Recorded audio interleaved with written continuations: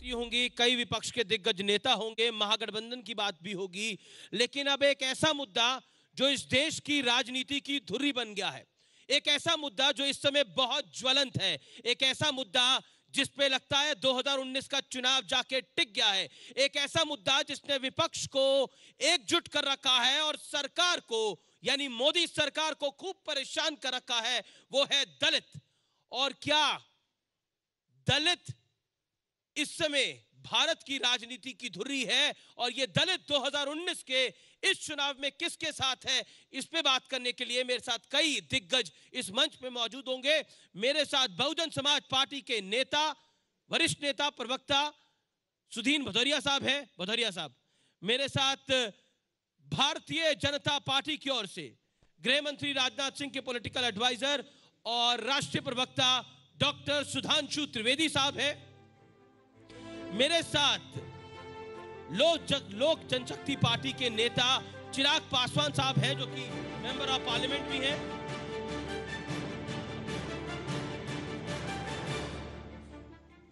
आइए चिराग। और मेरे साथ इस चर्चा में राज बब्बर भी जुड़ेंगे, जो कि कांग्रेस पार्टी के वरिष्ठ नेता और वो सांसद हैं, वो कुछ ही मिनटों में यहां पर मौजूद होंगे। चलिए, आप तमाम लोगों का स्वागत है। मेरे साथ डॉक्टर त्रिवेदी, सुधीन भदौरिया और चिराग पासवान साहब हैं। चिराग, आप सबसे युवा हैं और आप ही से शुरुआत करता हूं। आप मेंबर ऑफ पार्लियामेंट भी हैं। देश की आज़ादी को लगभग 70 वर्ष से ज़्यादा हो गए। हमारी देश की राजनीति पिछड़े अगड़ों में अटकी पड़ी है। ये देश का दुर्भाग्य है या फिर सियासत की बड़ी विडंबना है? देखिए, इसके लिए जिम्मेदारी तय करने की ज़रूरत है। कल पार्लियामेंट में जब अनुसूचित जाति जनजाति प्रिवेंशन ऑफ एट्रोसिटी एक्ट को लेकर चर्चा हो रही थी, उस वक्त भी मैंने इस बात को कहा था कि इसके लिए जिम्मेदारी तय करने की ज़रूरत है। अधिकांश समय जो सरकारें हमारे देश में रहीं, क्यों अभी तक, कल हम लोगों ने पिछड़ा वर्ग आयोग को हम लोगों ने संवैधानिक दर्जा दिया, क्यों आज़ादी के 70 साल के बाद भी हम लोगों को पिछड़ा वर्ग आयोग बनाने की ज़रूरत पड़ी, क्यों आज की भी तारीख में हमें अनुसूचित जाति जनजाति एट्रोसिटीज़ होने वाले के लिए कानून हमें बनाने की ज़रूरत पड़ी, क्यों पिछड़ा वर्ग हो, अनुसूचित जाति जनजाति वर्ग हो, क्यों अभी तक इन लोगों को सामाजिक और आर्थिक समानता हमारे देश में नहीं मिल पाई है। आप कुछ बातें रेलेवेंट कह रहे हैं, लेकिन मेरा जो सवाल था, मेरा सवाल ये था, मैं दोबारा वही सवाल पूछ रहा हूं, क्या ये राजनीतिक विडंबना है या इस मुल्क का दुर्भाग्य है? अगड़े पिछड़ों में जो राजनीति फंसी हुई है, आप युवा हैं इसीलिए मैं आपसे बार बार सवाल पूछ रहा हूं। दोनों है, 15 सेकंड में जवाब दोनों है। राजनीतिक विडंबना भी है और हमारे मुल्क का दुर्भाग्य भी है कि आज भी जो एक्चुअल मुद्दे हैं, जो हमारे देश से जुड़े हुए हैं, जो डेवलपमेंट के एजेंडे होने चाहिए, आप गाँव में चले जाइए, अभी भी मूलभूत जरूरतों का अभाव है, पर वहां पर इलेक्शन जातीयता के आधार पर हो रहे हैं। ये विडंबना तो है ही हमारे देश और मुझे खुशी है कि आप इस बात को एक्सेप्ट कर रहे हैं कि ये विडंबना भी है। सुधीन भदौरिया साहब, आपकी पॉलिटिकल पार्टी दलितों के नाम पर बनी, दलितों के नाम पर सत्ता में भी आई, और आप कहते हैं कि हम दलितों के सबसे बड़े प्रोधा भी हैं। सरकार हो या विपक्ष, क्या ये सिर्फ वोट बैंक है और इसके अलावा कुछ नहीं है? देखिए, दलित इस देश की सामाजिक सच्चाई है और वो सच्चाई हजारों वर्ष की सच्चाई है। इनके साथ जो जुल्म और अन्याय हुआ है, ये आज़ादी के बाद नहीं हुआ, ये लगातार कई हजारों वर्ष का शोषण और जुल्म है। जब देश आज़ाद हुआ, बाबा साहब भीमराव अंबेडकर के द्वारा संविधान बनाया गया और कोशिश की गई कि समतामूलक समाज बने और दलितों को आरक्षण प्राप्त हो, उनको अधिकार प्राप्त हो और उन पर जुल्म और अन्याय न हो। पर हमने देखा उसी के तत्काल बाद यहाँ पर उन लोगों ने जो बाबा साहब के विचार को नहीं मानते थे, इस दिल्ली शहर के अंदर उस ज़माने की हिंदू महासभा, उन्होंने उनका पुतला भी जलाया हिंदू कोड बिल पर। उन पर तमाम तरह के जुल्म और अन्याय हुए।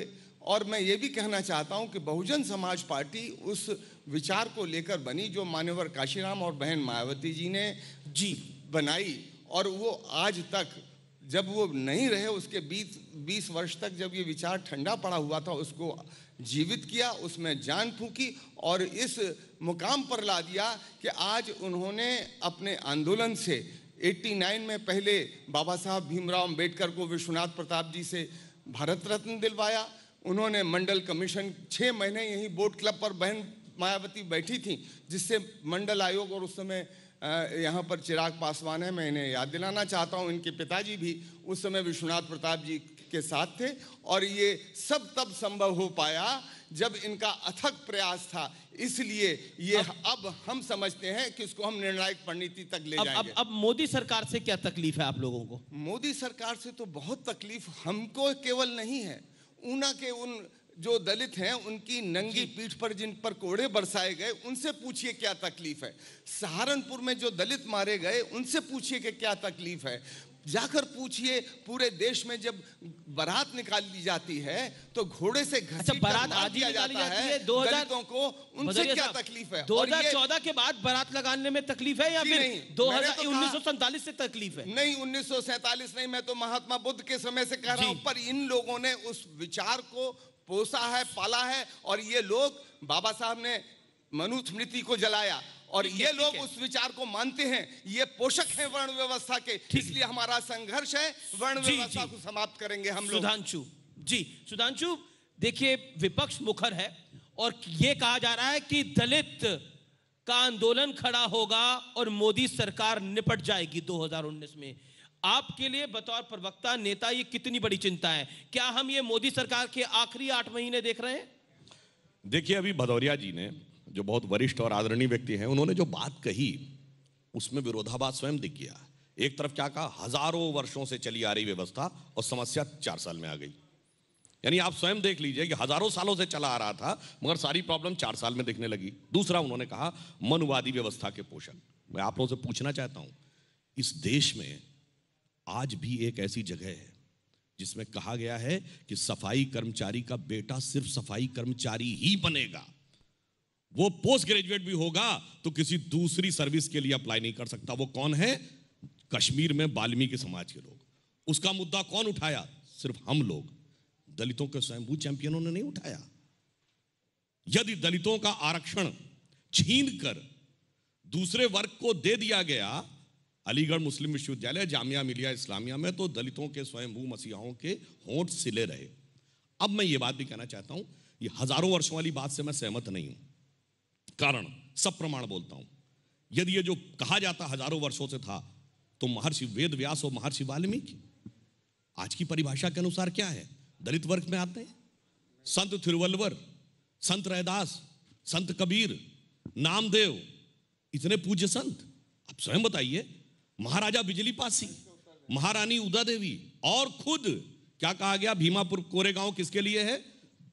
200 साल पहले हुए युद्ध के लिए। यानी 200 साल पहले तक जिसको आप दलित कहते हैं वो योद्धा था, सैनिक था, लड़ाका था।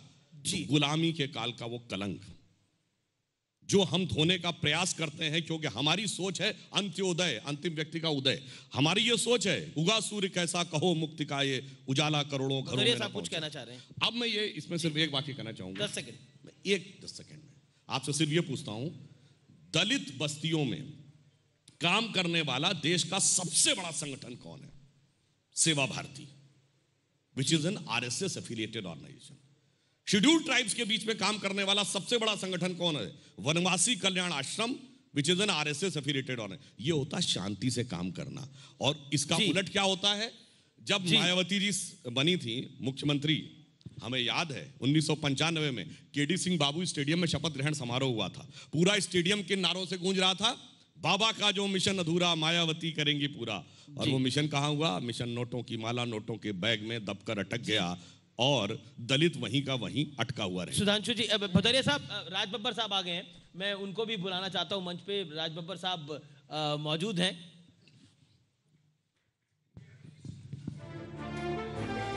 बिल्कुल बिल्कुल। राज बब्बर साहब मेंबर ऑफ पार्लियामेंट है, कांग्रेस के वरिष्ठ नेता हैं और बॉलीवुड के एक्टर भी हैं।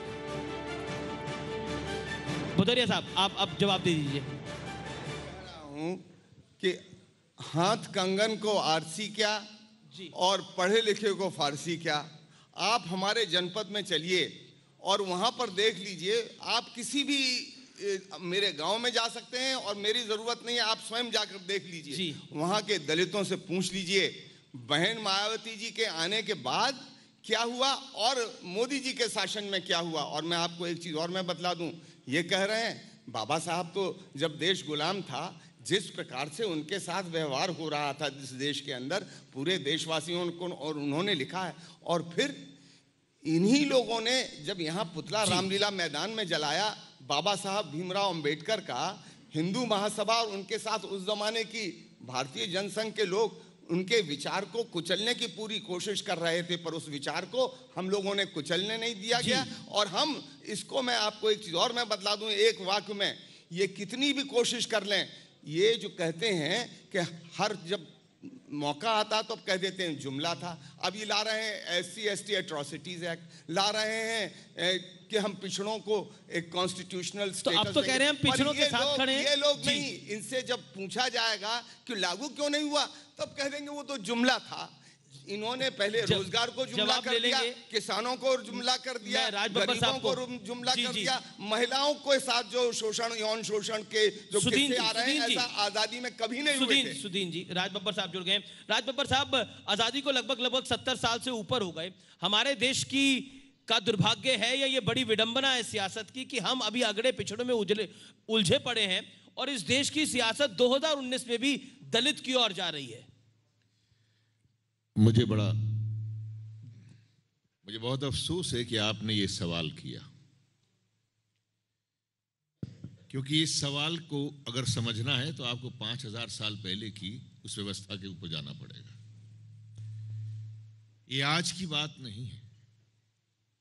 ये वर्ण जो है आज नहीं बने, 70 साल पहले नहीं बने, और 70 साल की आजाद देश के अंदर कांग्रेस ने नहीं बनाए।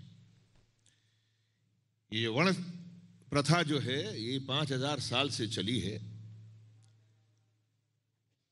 और मनु ने किस लिए बनाई होगी वो बात तो अलग रह गई।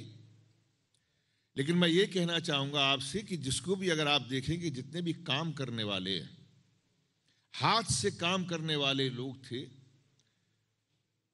क्षत्रिय हो गए, ब्राह्मण हो गए, वैश्य हो गए, और जो काम करने वाले लोग थे उनको सबसे निम्न स्थान दिया गया। चाहे वो चमड़े का काम करे, चाहे वो लोहे का काम करे, चाहे वो लकड़ी का काम करे, कि समाज के अंदर काम करने वाले को आपने सबसे कमजोर और सबसे नीचे की दृष्टि में कर दिया कि वो भगवान भरोसे है। या इन लोगों के ऊपर अगर 70 साल के अंदर आप विडंबना कह रहे हैं, तो विडंबना हमारे देश में 5000 साल की है, जिसको इन 70 साल के अंदर धीरे धीरे बाबा साहब अम्बेडकर जैसे लोगों ने एक इस तरह की एक न्याय की प्रथा लाए, जिससे कि इन लोगों को सबसे पहले अधिकार मिला। वो जो 47 के बाद में जो देश आज़ाद हुआ, वो सबसे पहला जो इनको अधिकार मिला कि बेशक पेट को खाना मिले ना मिले, लेकिन आपको वोट का अधिकार मिले।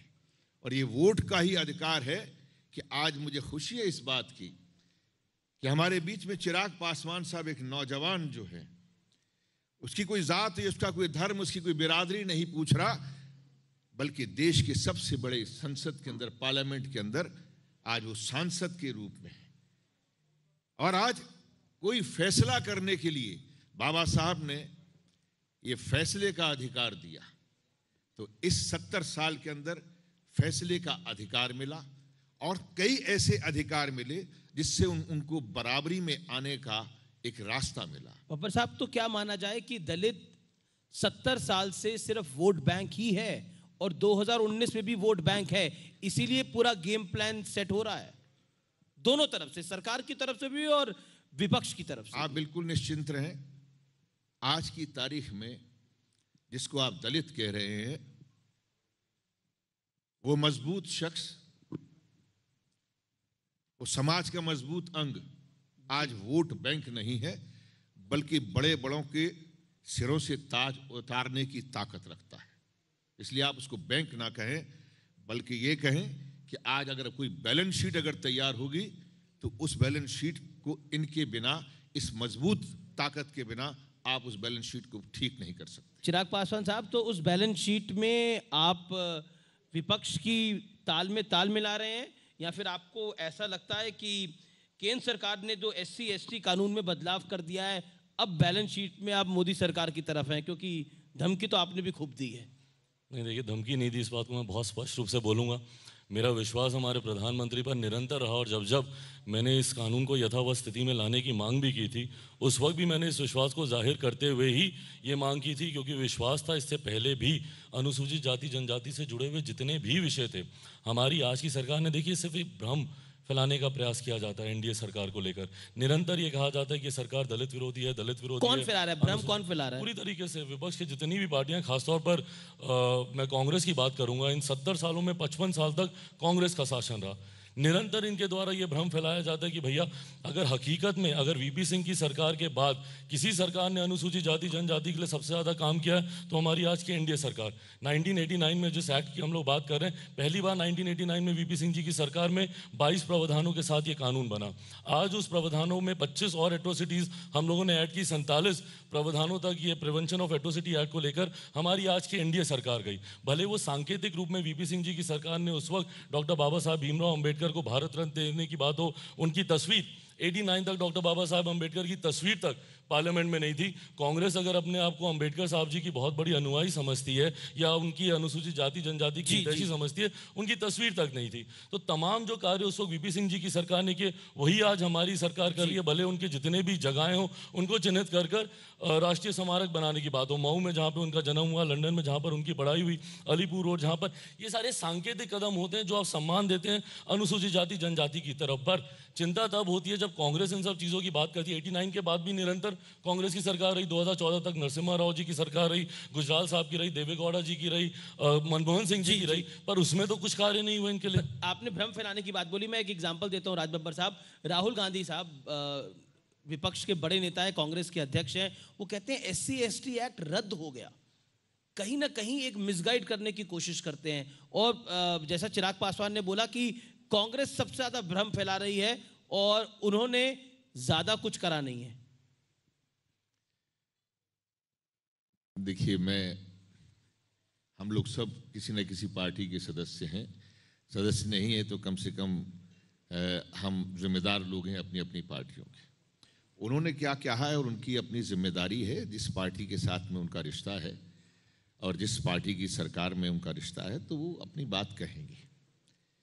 लेकिन सच्चाई तो ये है कि जिस तरह से दलित समाज का उत्पीड़न, दलित समाज को जिस तरह से जो प्रताड़ित किया गया है, वो शायद मोदी जी की सरकार से पहले कभी नहीं हुआ। चाहे वो गुजरात हो, चाहे वो आंध्रा हो, चाहे वो उत्तर प्रदेश हो, चाहे वो हरियाणा हो। ये सवालों के उलझाने में कि राहुल जी ने क्या कहा है, ये सवाल राहुल जी का नहीं है, इस समाज की वो तमाम उन लोगों का है जो आज खड़े हो चुके हैं। पर SC ST एक्ट तो रद्द नहीं हुआ था, फिर क्यों कहा गया रद्द हुआ? SC ST एक्ट जो है वो रद्द जैसा ही हो गया था कि जिसकी पैरवी नहीं की जाए, जिसको एक लचर पैरवी के साथ में खड़ा किया जाए, और ये आने वाले कल में जब ये माहौल पैदा कर दिया जाए कि जो RSS के मुखिया बोलते हैं कि आरक्षण खत्म हो जाना चाहिए, तो ये तमाम चीज़ों को सामने रखते हुए उसकी तैयारी थी। अगर कांग्रेस पार्टी ने, अगर राहुल गांधी जी ने अगर इसको बहुत एक मजबूती से ना उठाया होता तो हाउस से लेके और बाकी पार्टियां तमाम जो अपोजिशन, मैं सिर्फ ये नहीं कहूँगा कि कांग्रेस, तमाम अपोजिशन इस इशू पे इकट्ठा हुई और तमाम पार्टियों ने जब बीजेपी के ऊपर दबाव बनाया तो आज पहली बार जो है वो सुप्रीम कोर्ट में कांग्रेस का सरकार की तरफ से बात करने के लिए वो लोग गए हैं और इस एक्ट को चुनाव के लिए वोट बैंक की राजनीति करने के लिए वो बचा रहे हैं। सुधांशु, देखिए, जो SC ST एक्ट आप लोगों को फंसा दिया सुधांशु विपक्ष ने मिल मिलाकर। हम लोगों ने तत्काल जैसे ही कोर्ट का डिसीजन आया, सरकार ने उसकी विवेचना करके मजबूती के साथ उसका रिजॉइंडर किया। पर मैं पूछना चाहता हूं, अभी आपने कहा अक्टूबर 2007 को उत्तर प्रदेश में मायावती जी की सरकार ने एक शासनादेश निकाला था SC ST एक्ट के बारे में, और जिसमें उन्होंने ये कहा था कि SC ST एक्ट के दुरुपयोग के रोकने के लिए ये किया जाएगा। इतना ही नहीं, उन्होंने ये भी कहा था कि नियम 182 की तरह दंडात्मक प्रावधान भी होगा, गलत पाया जाएगा। बैठे अभी इन्होंने कहा ना, रिजर्वेशन इन प्रमोशन क्यों नहीं दिया, हमने तो अभी लागू किया। कैंसिल किसने किया था? समाजवादी पार्टी ने, और आप उसके साथ हाथ मिला लिए। ठीक है। और सुनिए, इतना ही नहीं, भारत के इतिहास में अलग अलग दलों ने हाथ मिलाया होगा तमाम विरोध के बावजूद, मगर किसी ऐसे दल को नहीं सुना होगा, मायावती जी का रिकॉर्डेड बयान है कि सपा वाले मुझे जान से मारना चाहते थे, अब जानी दुश्मन दोस्त हो गए। आप लोगों ने जानी दुश्मन दोस्त हो गए। और सुनिए, बाबा साहब के डॉक्टर लोहिया को जान से मारना चाहते थे, बचाने वाला कौन था? भारतीय जनता पार्टी के नेता ब्रह्मदत्त द्विवेदी। ये मायावती जी का रिकॉर्डेड बयान है। डॉक्टर लोहिया ने अम्बेडकर को नेता माना, कभी गुंडे मुझे मारना चाहते थे, this is quote end quote. Shyama Prasad Mukherjee नहीं और ब्रह्मदत्त द्विवेदी ने बचाया, बोलिए हाँ या ना? बिल्कुल नहीं। देश की जनता, रिकॉर्डेड बयान है। बिल्कुल नहीं। देश की जनता, जन भावनाएं, बिल्कुल गलत, बिल्कुल गलत। जी का रिकॉर्डेड बयान नहीं है। अरे रिकॉर्डेड बयान राजबब्बर साहब, सभी लोग, राजबब्बर साहब कुछ कहना चाहते हैं, चिराग पासवान कुछ कहना चाहते हैं। अब ये तो भाई देखिए, आपके जैसे वरिष्ठ व्यक्ति से ये बात नहीं एक्सेप्ट की जाती। अपने आप को देश की फौज अच्छा, और राजबब्बर पुलिस साहब और समझते हैं। चिराग पासवान आप साहब, देश की फौज और पुलिस नहीं है, ना संविधान है। मैं चिराग मेरा ये सवाल है, एक बात पूछना चाहता हूँ, जी, आप देश की फौज, कितने पुलिस, दलित संविधान सब कुछ इंटरप्रेन्योर आप क्रिएट हैं। हुए? इस कितने देश की दलितों को नौकरी मिली? फौज, पुलिस, संविधान आप हैं क्या? मैं अनुरोध लगता है भदौरिया जी इस देखिए, समय एक बात बच्चों जान का लीजिए, सामना करने में सफल नहीं हो पा रहे। अगर आपने आपको संविधान, फौज और भाई पुलिस SC ST एक्ट आपके यहाँ, SC ये ST गलत एक्ट पे बात। प्यूनिटिव एक्शन आपके यहाँ, आप कुछ और भी आपकी कर पार्टी लीजिए, की आप महात्मा चिराग गांधी पासवान, विरोधी है, रहेगा। भाई ऐसे बात नहीं हो सकती ना। मैंने कितनी शांति से बात सुनी और आप बिल्कुल नहीं बोल रहे। ना। अच्छा ये बताइए, नारा क्या होता है? कैसे पार्टी का यू टर्न सबसे बड़ा देखा होगा? एक जमाने में नारा था आपका, जुमले आपके और आप हमसे अच्छा ठीक है, जुमले और नारे हो गए, बाकी जुमले और यू सुधांशु में टर्न आपको मौका दूंगा। नहीं, ओके, नहीं, बेरोजगारी नहीं दूर कर सकते। मौका क्या हुआ? भदौरिया साहब, लगातार बोलते भदौरिया जा साहब, रहे हैं, disturb कर रहे हैं। भदौरिया साहब, एक वाक्य तो कहूंगा। अच्छा भदौरिया साहब, देखिए आप दोनों वरिष्ठ हैं, और प्रपंच नहीं चलने नहीं, झूठ और प्रमाणित बिल्कुल नहीं चलता, लेकिन एक सवाल, एक सेंटेंस, एक सेंटेंस एक जमाने में नारा होता है झूठ और प्रपंच नहीं, क्योंकि आप लोग शूद्र, पशु, ढोर और नारी, ये सब है जी, ताड़न जी। के अधिकारी। ये सोच रखने वाली पार्टी, ठीक है। शूद्र, पशु, ढोर और नारी, ये है सब ताड़न के अधिकारी। ये है आपका सोच। अब मैं बोल सकता हूँ एक वाक्य तो बोलने देंगे। अच्छा एक वाक्य बोल लीजिए, एक वाक्य 10 सेकंड। एक जमाने में नारा था, तिलक, तराजू और तलवार, इनको मारो जूते चार।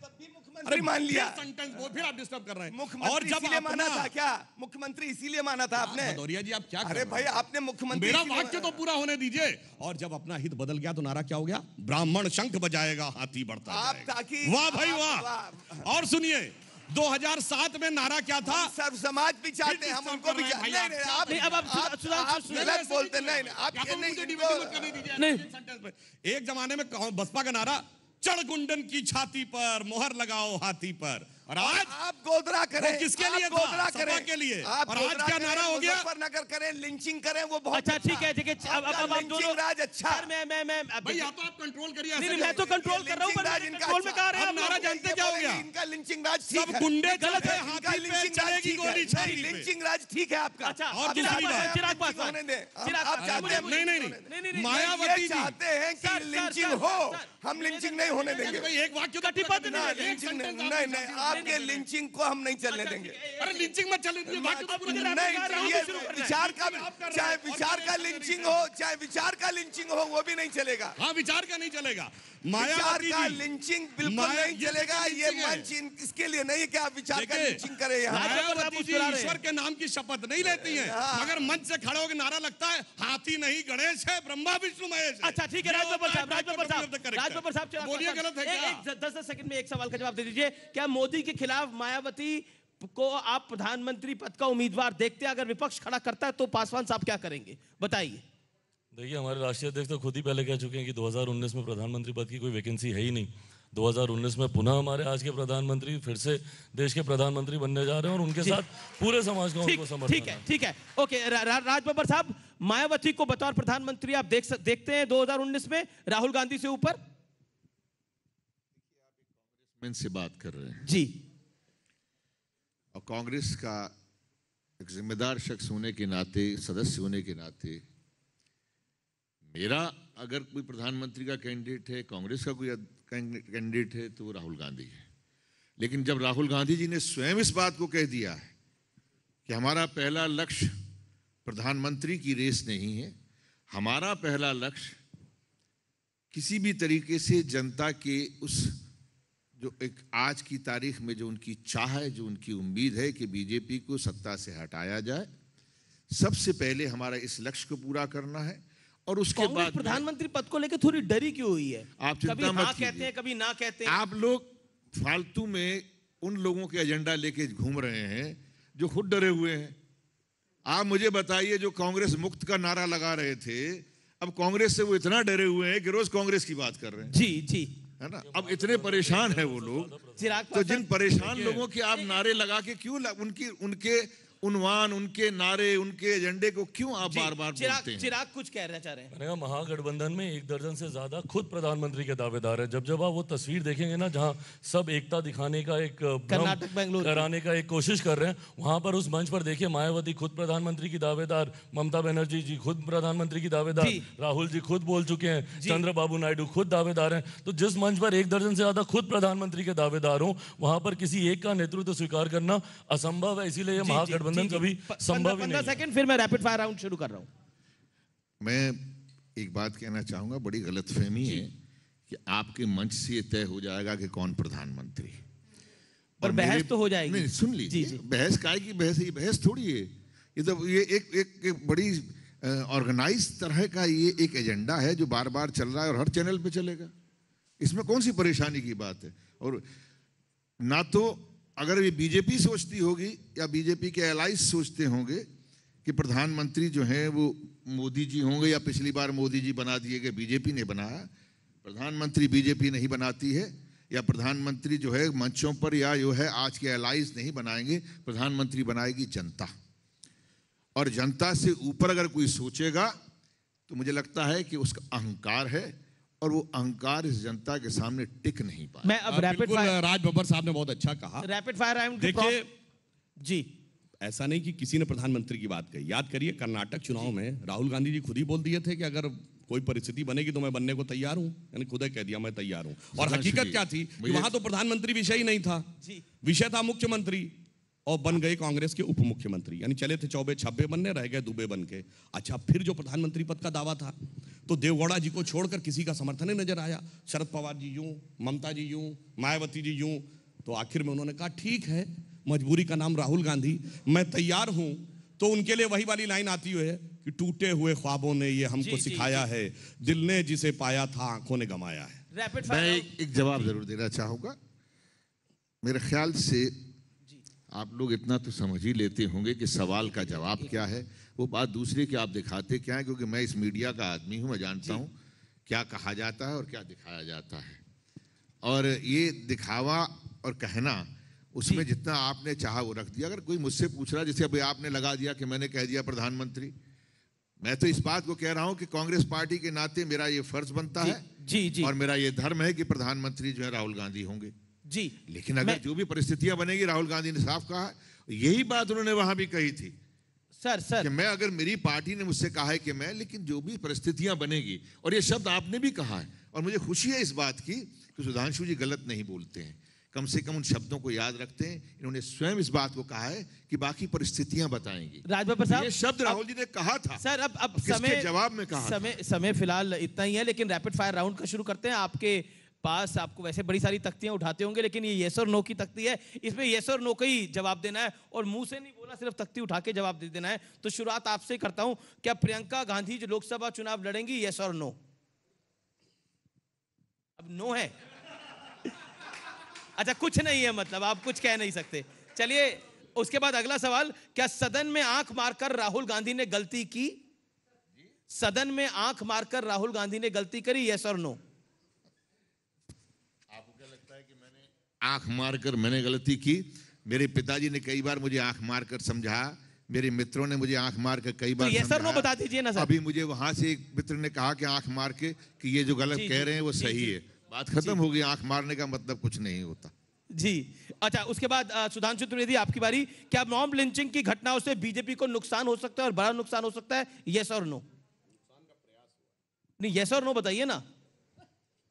नो। अच्छा, क्या लोकसभा चुनाव से पहले राम मंदिर का निर्माण शुरू होगा, येस और नो? कोर्ट के आदेश में हमारी इच्छा है कि यस। अच्छा अच्छा, अब मैं सुधीन भदौरिया आपको लेता हूं। क्या मायावती गठबंधन की तरफ से प्रधानमंत्री का चेहरा होंगी?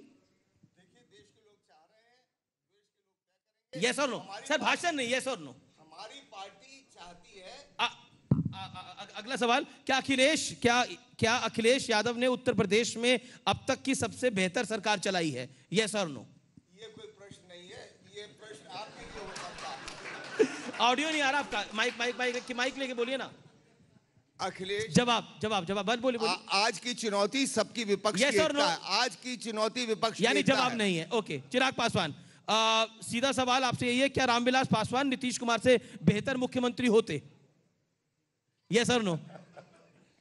उन्होंने खुद ही कहा कि Yes, वो कभी मुख्यमंत्री बनना ही नहीं चाहते, तो जो रेस में ही नहीं है तो वो सवाल ही नहीं है। क्या बीजेपी दलितों की हितैषी है? चलिए, शुक्रिया आप तमाम लोगों का आने के लिए, इस चर्चा में शामिल होने के लिए।